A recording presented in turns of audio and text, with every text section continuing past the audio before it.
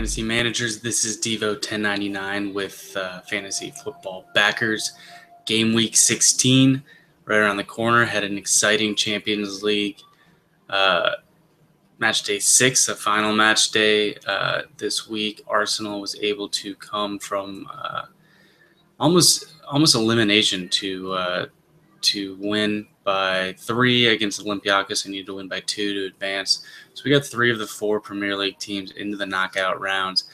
Should be some really intriguing matches. Those will be announced on Monday. Also, Euro 2016 should be exciting in France. Those games are announced on Saturday. So a lot of planning coming up for some exciting stuff in 2016, but let's stick to Premier League Game Week 16 here. I'm going to try to touch on a little bit more. We started doing this a little bit last week with Mondogoal and also Draftkings, seeing as Draftkings now doesn't look like they're going to get to the UK in December, but still in the plans, and I'm hearing January as a possibility.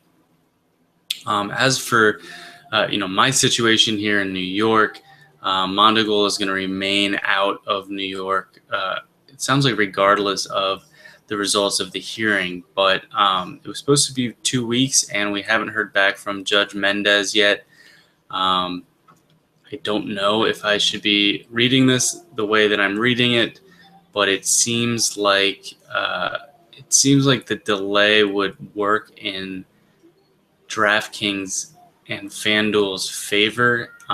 The reason I think that, and I am a lawyer, but I don't practice clearly, otherwise I wouldn't be talking to you right now. I think that the delay is probably helpful because the judge, while not working directly for the Attorney General, is still somewhat dependent on the Attorney General within that working structure. So if he was going to come out with a decision against the Attorney General and he came out and did it really quickly, that would be a bit of a slap in the face to the Attorney General. I don't think the judge really has any interest in doing that. If he was siding with the AG because there was irreparable harm that would be caused by gambling addiction, whatever the AG is claiming, I would think that he would be able to come to that decision fairly early. Again, I don't know if I'm just being optimistic looking at this, but it seems like it may survive this hearing, and we'd be able to continue to play DraftKings and FanDuel in New York until they can figure out how to regulate it, and we can put all this charade behind us. But hopefully it won't hold up much longer, because I think that may be what is causing DraftKings to delay going over to the UK. And obviously that is what our UK watchers are looking forward to. And in US as well, I think it'll be good to have everybody in a joint pool and see how to make sense of DraftKings' disastrous scoring and currently poor pricing, but hopefully that'll come around and it'll get some good vocal UK players that can let them know what they're doing wrong. Enough of a preamble. Let's get to the matches. Norwich and Everton are the early match on Saturday. We're probably not going to be playing in many contests that include those. I'm still at a loss as to what type of players I would take from Norwich. Sounds like Redmond may start. I like Robbie Brady on DraftKings a lot more than Mondogoal, and he's been active. He's probably a decent enough play on Mondogoal as well. And this could be a match where there are some goals, as Everton doesn't play the best defense. They've been looking great. Deulofeu and Lukaku have joined up and been very dangerous. And obviously Ross Barkley has started to pay off some of the potential that he has shown over the years, despite his young age. He's starting to mature before our eyes. Leighton Baines made a quick run out last match as well.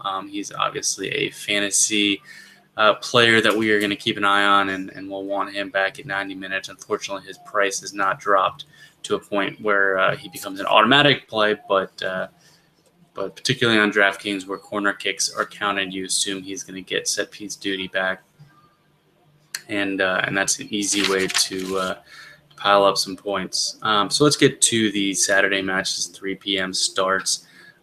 First, we'll go to Sellers Park. We've got Palace hosting Southampton. This is a type of game that could go either direction. I tend to think that it's going to be relatively low scoring, and I think that because Palace tightens up their defense at home, and Southampton is certainly capable of playing a similar style match. I probably like on Mondogoal, I like Stecklenburg. I know I'm beating a dead horse with him, but he's going to be facing a lot of shots against Palace, and if he can hold them to a goal, he should get some saves and could really come through for his low value. That's more of a large field play. I certainly wouldn't play him in cash. As for outfield players, Bolasie has been great. Wickham has looked actually pretty good for Palace. The fullbacks, Ward and particularly Suarez. Suarez has been creating a few more chances down the left, and I think he has some good opportunities. Southampton still concedes a fair amount of crosses, though they've tightened things up considerably since the start of the season. For Southampton, we've got Tadic and Mane. Pella blanks every time we try to take him. So if we're not going to take him this week, I think he becomes a good play. So I am telling you not to take him, in my opinion. Therefore, you should take him because I'm always wrong about Pella. Overall, it's a strange enough slate on Saturday without too many standout teams besides Manchester City that I think Bolasie becomes a solid play, potentially Tadic. I think Mane might be a bit of a reach due to his price, but he's certainly always a GPP play as he can score in bunches. So let's go to City. I think this is, Swansea might get a brief bounce from having their manager ousted.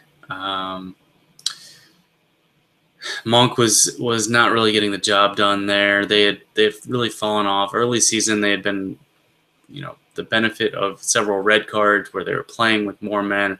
Their shots statistics looked a lot better. Their results looked better. They drew against Chelsea, which at the time looked like it was something to be very impressive. Now it's almost more surprising that they couldn't win that game. I'm not too concerned about Swansea pulling it together and playing a really organized match like Villa did against City. Villa was at home, I think, in that match. Regardless, they held City goalless, which is a very difficult thing to do. I'm going to put four City players on my Mondogoal team. I'm probably going to use close to that, if not more, on DraftKings. As they don't have limitations for that, though you are limited by the budget, which is usually pretty solid. The first decision you're going to make is probably going to be between Silva and De Bruyne. You might be able to fit both if you really push it, which I don't think is a bad decision. I think Silva's going to start taking a little bit of the benefit out of De Bruyne, and I think I would look at it mostly this way: is that De Bruyne's price currently is based off of him playing as the focal point of the City attack. So now that Silva's back and he will more or less take that role from him, certainly will be sharing the role, maybe favoring Silva slightly. I have trouble paying De Bruyne's price that he had kind of built up over the last month or so. And Silva got his first goal since he's been back, a really nice goal against Gladbach. And and he's just a solid player. He's particularly good on Mondogoal. If he's on all the set pieces, which he's been kind of splitting corners, he could be decent on DraftKings as well. And then he's always got, goal and assist upside. And in a match where we think that they're going to be by far the highest scoring team on the slate, I really like Silva. I would probably take him at the same price over De Bruyne, so I will certainly take him at a discount.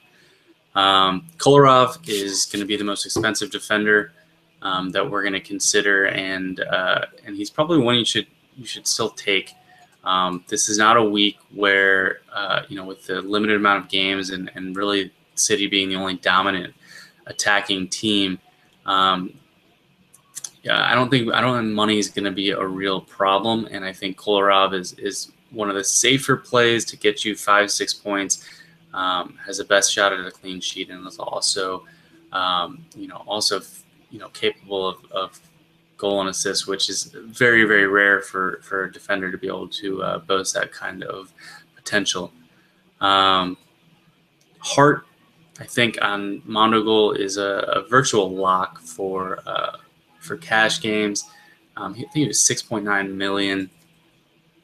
They have the best odds at a clean sheet pretty comfortably. I don't know that they will actually get a clean sheet. They haven't looked very good without company. Swansea has a couple decent players, so I'm a little bit torn on pushing too many players in the defense for City, but at the same time, I think Hart is 3 million cheaper, almost 4 million cheaper than De Gea, and in a much better matchup. And he doesn't have any defenders either. So, sort of by default, I think you're just going to want to match Hart in cash games. In GPPs, I'll get to a couple other options that I would consider, but I may just play Hart anyhow, just because he's considerably cheaper and allows me to do some more creative things in my outfield players. And then lastly, for City, Raheem Sterling, 9.6 million on Mondogoal. He played the 9 against Gladbach, and he had a really strong game. I think he had 2 goals and assists, something like that. I would assume that Pellegrini is going to put him back in that same role. I don't know why he would turn to Bonnie. Aguero is not going to be fit at this point. So Sterling in that role in a match where they're the clear favorites to score goals, I don't love paying that much for him, just because he has a propensity to blank as well. And I think the second that we start really trusting him, he's going to let us down. But that said, I wouldn't mind playing him. There are a couple other forward options that I really like this week, but he's certainly in the short list of forwards I would use. Next match, we've got Sunderland hosting Watford. Sunderland. I don't know what to make of Sunderland right now. They're starting to play much better. They've clawed their way out of the bottom 3. Big Sam, has them playing with a little bit of confidence, but they're still Sunderland. Their underlying numbers are not really drastically improving. I think they're probably been a bit lucky to get the wins they've gotten and to get any of the results that they've gotten recently. So I'm not ready to really be concerned with them. That said, Watford, is so dependent on 2 players in their attack, and they don't have a whole lot else that they can count on there. So, frankly, I'm not touching any Sunderland players for the time being. I think Watford is organized enough in their defense, and Sunderland is not interesting enough. Watmore is a player I'll kind of keep on my radar, and then Van Aanholt is in a great run of form. I wouldn't fault you for playing Van Aanholt if he plays on the left, kind of a left wing back again, which he's been pretty effective in that. He still gets defensive stats in addition to attacking more, so he's sort of the best of both worlds there. Watford, Ake and Neom in defense, I think, are really solid picks. Gomez is a little too expensive for me. He's actually really picked it up. I dug into his numbers a little bit more, and I think that he's a really solid option and relatively inexpensive. So I think he'll be finding his way into a few of my teams, both on DraftKings and Mondogoal. So Dini and Igalo, they're both in incredibly strong form right now. They're, one thing we discuss on here a fair amount is, contribution to goals and assists. In City, you've got 4 or 5 guys at all times that can score, which, they'll score a lot more goals, but if they're projected for 2 goals and Watford's projected for 2 goals, you're going to want to take the Watford players because they're going to have higher percentages of their team's goals. And really, if you want Watford's goals, all you have to do is take Dini and Igalo, and you pretty much can be certain that you have them covered. If you're going to pick between the two, I think it's really difficult to do right now. Igalo is the more dangerous attacker. He's got more goals on the season, but Dini has come on strong. A lot of Dini is getting benefit from taking penalties. Those are less predictable. At the same time, they're obviously the most predictable if they occur. 70-75% of goals are going to be scored from penalty spots. So I'm siding with Igalo. I always try to take the more talented attacker. I don't think his price is that much more, but hard to fault you if you want Dini. He scored 5 goals in the last 6 matches, so certainly in great form as well. And again, I think taking both is a perfectly reasonable option. I'm not sure that they're really going to get 2 or 3 goals against Sunderland away, but I think that particularly in a GPP, a large field contest, you could take both of them, and that might be a differential. Whereas most managers will have one, but maybe not want to occupy 2 of their forward spots with Watford players. Next match is West Ham against Stoke. West Ham is absolutely devastated by injuries now. Lanzini is out until looks like the end of this month. Victor Moses is out for a while now, including Payet. So we're running out of bodies for West Ham. That makes Mora Zarate very intriguing to me. He's inexpensive on both Mondogoal and DraftKings. He's been taking all their set pieces. He's a really active player. He'll draw fouls. He's a really solid player, and I think this is a decent enough match with Stoke.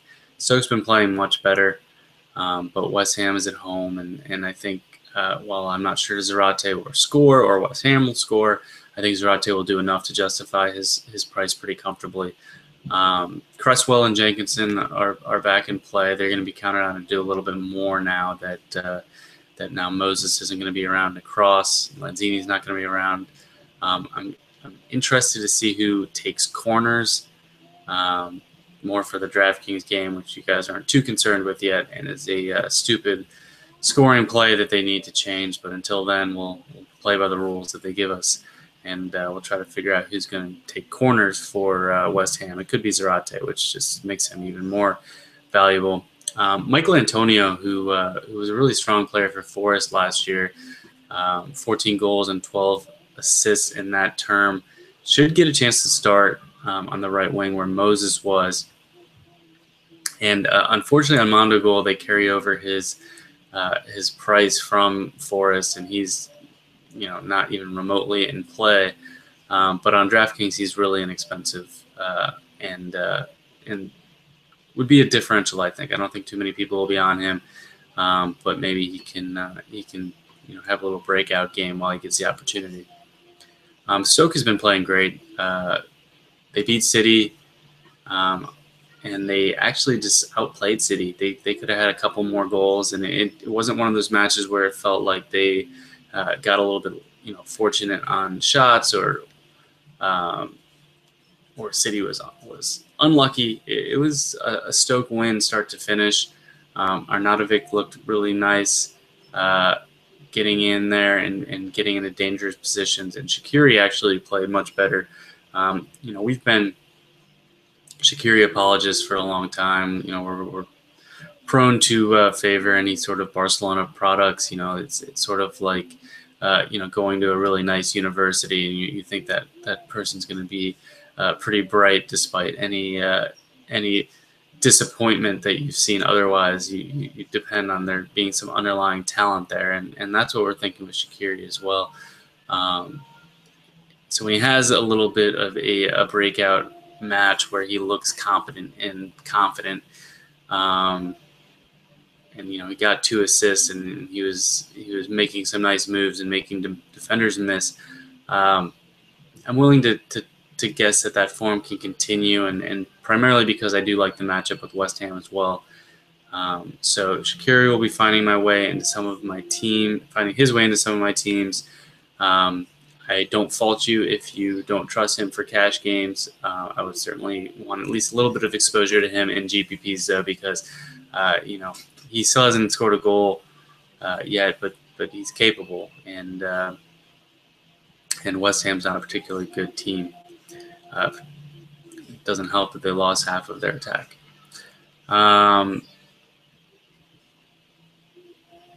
Bournemouth hosting United. So this is an interesting match, kind of a clash of styles here. So Bournemouth has done a pretty good job getting decent possession numbers. They haven't had the most effective, shot efficiency, but Matt Ritchie's playing very well. Stanislas has come in and looked good. King has actually been very active. So they're starting to recover from the loss of Callum Wilson to knee surgery. They've had a couple other injuries as well. Gradle got hurt, and defender Tyrone Mings got hurt. So they've been unlucky, but they're starting to work their way out of it. They're sort of like a mini Southampton in that sense, where the initial blow can be tough, but they're able to find players that can fill the roles, and they play in a style that allows them to kind of be better than the sum of their parts. So I think that you have to like Bournemouth in this match. Not necessarily to win, but certainly to keep things interesting and to get some shots. And that's one reason I'm willing to look at David De Gea. Is I'm not sure Bournemouth is going to get the best shots, but I think they'll take some, and I think they're going to have a fair amount of the ball. So De Gea could get some saves, and I think he could still keep a clean sheet here. The problem with United, outside of the fact that they had a really disappointing week losing to Wolves, but they also lost a couple defenders. It sounds like Darmian and Smalling will be late fitness tests at the very best, may just be ruled out in advance. Valencia's already been hurt. They already lost Shaw. So their defense is going to be a bit of a makeshift project, which could leave some holes. I'm not entirely convinced they're going to be a whole lot worse than normal, just because of the style of play that Van Gaal likes is going to have Schneiderlin and Schweinsteiger sniffing out some attacks before they really materialize. But on attack, Martial is still really cheap on Mondogoal. He had a really nice goal in Champions League. Mata is reasonably priced. And guys like that are probably going to have to play 90 minutes, which is a little more comforting than it would be to play them normally. And Memphis may play. Memphis has been a pretty big disappointment this season, but should be forced into action. And he's really talented. I think an up and down match with Bournemouth would cater to his style of play, and I think that he could be a really nice differential. Particularly because it would be a little bit crazy to play him when we don't see him in the lineup, as they are the late game on Saturday. Briefly, I'm going to go through kind of the Sunday, Monday matches. I looked on Mondogoal, and I think they're only doing the 2-game slate with the 2 4 p.m. matches on Sunday, and then Draftkings will include all 4. So seeing as you guys aren't really playing on Draftkings yet, I don't want to spend too much time on this. But I think this is this is more what we're accustomed to seeing. Is you've got Arsenal, Liverpool, Tottenham, all heavy favorites in their matches, and capable of keeping clean sheets and also getting a couple goals. And then Leicester and Chelsea, I think, is going to be a fascinating match to watch. Chelsea, pretty easily dispatched of Porto after their disappointing loss against Bournemouth. So, we've gone back and forth on Chelsea. We've been pretty consistent in doubting their defense, and I've avoided them, for a couple months now, and that's definitely saved me some money. Willian has been awesome. Scored again in Champions League, and he's hard to leave off a team if you do play on DraftKings. I think Hazard, I think it's time to quit him for a little while. Let him prove that he is back into form. I fell for it last week. He even played striker and couldn't come through. And he's just a little bit off. And I think that his price isn't going to come down fast enough because they still got his past performance baked into that price. So it's not just going to fall off a cliff. And until he starts showing us something, I can't see using him. Arsenal, you've got Giroud and Walcott. They may both play. Ozil's been great. Ramsey is starting to show a lot from more of a defensive mid role. He's kind of playing in the Cazorla role, but he's looked fantastic, and is actually even getting stretched out into 90 minutes, which I did not expect. Campbell's actually looked pretty good as well, and this is a match against Villa that they're going to have the vast majority of the ball, and they shouldn't have much trouble getting a couple goals early, and then we'll see what happens. And then Tottenham is just such a heavy favorite against Newcastle. As is Liverpool against West Brom. I guess West Brom doesn't really have much going for them, particularly away from home. So I don't think you can go wrong playing Arsenal, Liverpool, Tottenham players, maybe sprinkling in Willian.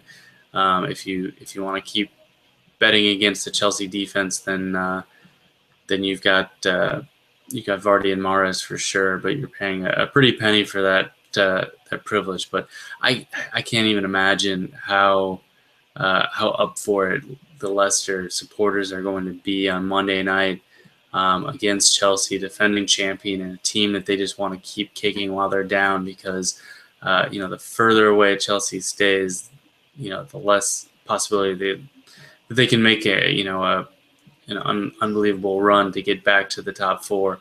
They're not going to be mathematically eliminated for quite some time. So just continuing to beat them down and get points is going to be crucial for Leicester, and keep the dream alive for Leicester. I mean, they're leading the Premier League, which considering at the start of 2015, they went on an incredible run to prevent being relegated. So they've probably been the best Premier League team overall in the calendar year. So time to start taking Leicester a little more seriously, and I think a win on national television on Monday night against Chelsea is going to be a good opportunity for that. So that's going to be a really fun match to watch.